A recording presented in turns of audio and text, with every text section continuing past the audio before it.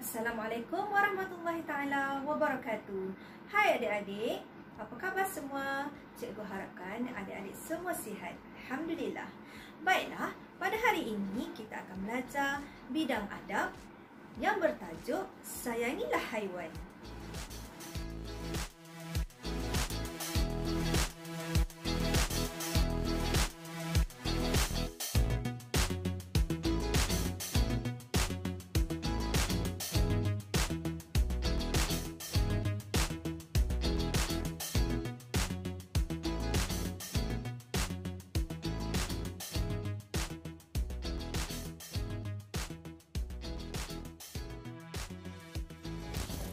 Okey adik-adik, cuba tengok ni. Ini haiwan peliharaan ke ataupun haiwan liar? Baiklah adik-adik, mari kita lihat hadis yang berkaitan dengan haiwan.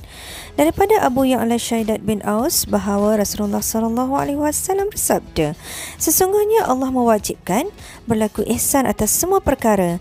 Jika kamu membunuh, berlaku ihsanlah ketika membunuh.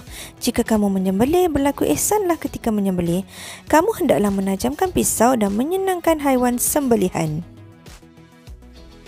Okey, baiklah adik-adik. Jom kita tengok adab-adab terhadap haiwan. Okey, perkara pertama yang kita kena buat bila kita ada haiwan ternakan ataupun haiwan peliharaan ni ialah membina ataupun membuat tempat tinggal yang selesa. Maksudnya macam mana tu? Okey, contoh kita bela kucing. Takkan kita bela macam tu je. Dia nak tidur, dia tidur dalam bilik kita ke, tak pun dia tidur kat luar ke, tidur kat bawah pokok, tidur dekat bilik air. Tak bolehlah macam tu. Kalau kita nak bela kucing, kita bela betul-betul. Okey, kita belikan sangkar, kita buatkan sangkar untuk dia. Okey, dalam sangkar tu untuk dia berehat. Siang dia keluar pergi jalan-jalan. Petang dia balik, masuk dalam sangkar. Okey, selain daripada tu,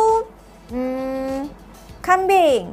Kambing kalau dah banyak-banyak ekor, kan, dah ada 10 ekor, berpuluh-puluh ekor tu, kita kenalah buatkan kandang, buat kandang kambing.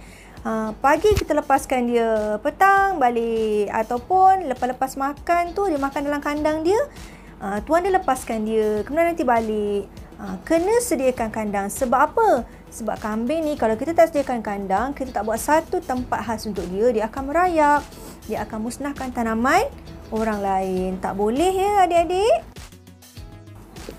Okey, adab yang kedua. Adab yang kedua ialah belas kasihan terhadap haiwan. Okey. Contohnya macam mana? Contohlah kita nampak kucing. Lainlah selain daripada kucing. Anjing. Anjing ni kita memang tak boleh pegang anjing kan. Kalau kita basah ke dia basah ke, kita memang tak boleh pegang dia.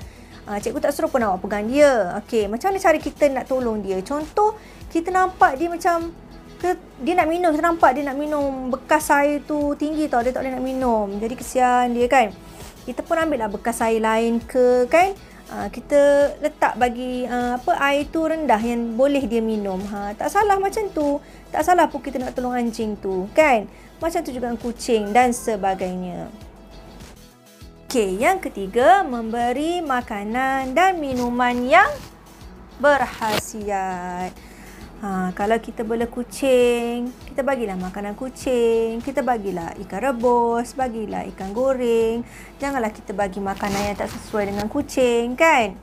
Okey, kalau kita bela kambing, bagilah makanan dia, bagi rumput yang sesuai. Lepas tu apa lagi? Adalah makanan-makanan dia yang sesuai untuk kambing, untuk lembu, kan?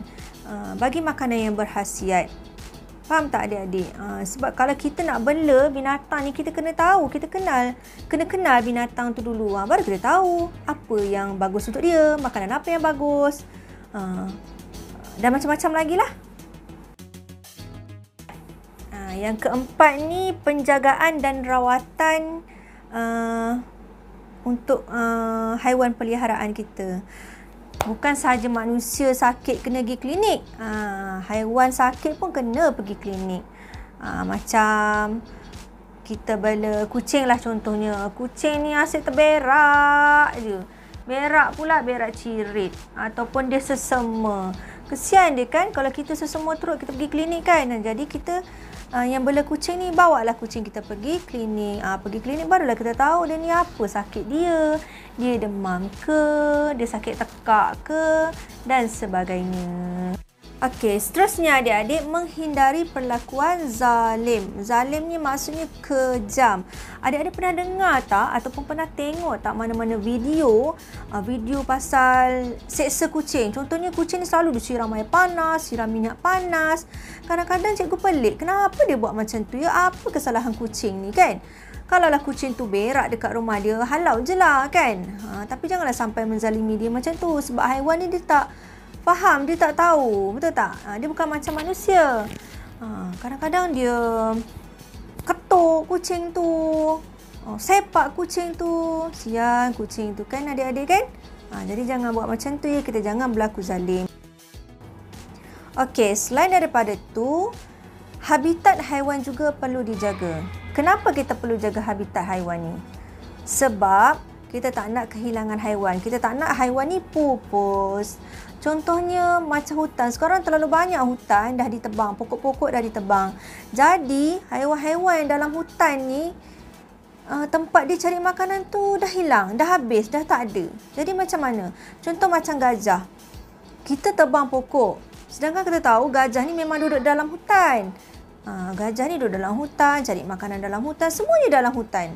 Dia tak keluar pun merata-rata. Pergi ke tempat orang dia tak keluar. Tapi bila habitat dia dah dimusnahkan, nak tak nak dia keluar. Dia terpaksa keluar untuk mencari makanan. Tu kadang-kadang kita dengar ada haiwan ada gajah mengamuk kan. Sebenarnya bukan mengamuk, dia mencari makanan.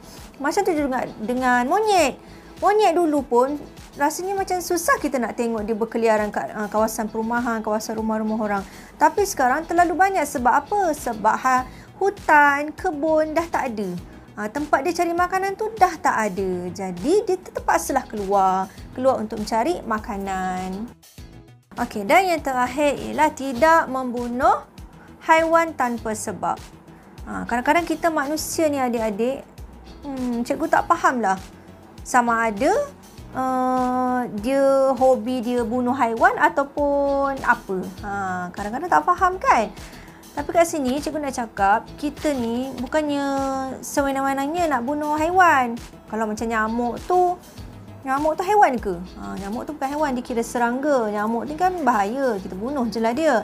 Tapi kalau macam, contoh macam lembu lah. Okey, lembu ni kita kenal dia memang suka merayap, cari makan, rumput di tepi jalan. Kan? Dia bukannya tahu rumah orang ke apa, dia tak tahu. Jadi kita ni janganlah suka-suka hati nak pergi ambil pisau ku bunuh dia, toreh dia ke sampai menyebabkan kematian ataupun langgar dia ke. Janganlah macam tu, tak baik. Kalau terlanggar tu lain, tapi kalau saja-saja langgar tu janganlah kan, kesian haiwan tu. Kan? Jangan kita bunuh dia tanpa sebab. Tapi kalau binatang apa yang suka merosakkan tanaman? Contohnya musang ke, monyet ke, kalau dia sangat-sangat memberi mudarat pada kita, membahayakan kita, kita bolehlah bunuh dia. Faham tak? Contohnya macam monyet, dia ni memang ada seekor, dia memang garang. Asal nampak je nak terkam kita, asal nampak je mulalah dia nak serang orang. Itu kita kenalah bunuh. Tapi bunuh jangan menyeksa, terus bunuh dia. Adalah cara dia nak bunuh dia macam mana. Nanti kita carilah sama-sama ya. Tapi sini cikgu nak pesan, tolong jangan siksa binatang. Sayangilah haiwan, sayangilah makhluk Allah.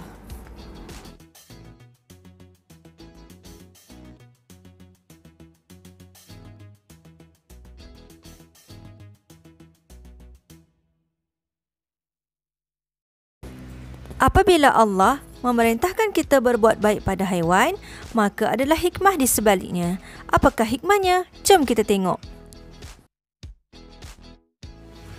Pertama, hikmah kepada haiwan. Haiwan akan terhindar dari ancaman. Kemudian, haiwan akan menjadi sihat dan dapat membiak dengan baik. Yang kedua, hikmah kepada manusia. Manusia akan mendapat sumber makanan yang mencukupi dan dapat menjana ekonomi.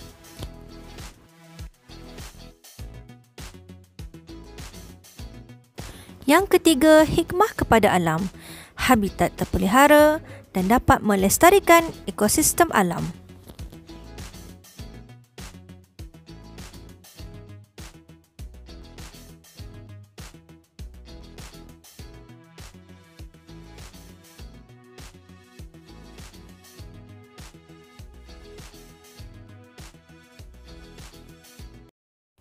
Alhamdulillah, selesai sudah tajuk kita pada hari ini. Cikgu harap adik semua faham dan dapat menghayati tajuk kita pada hari ini tentang haiwan.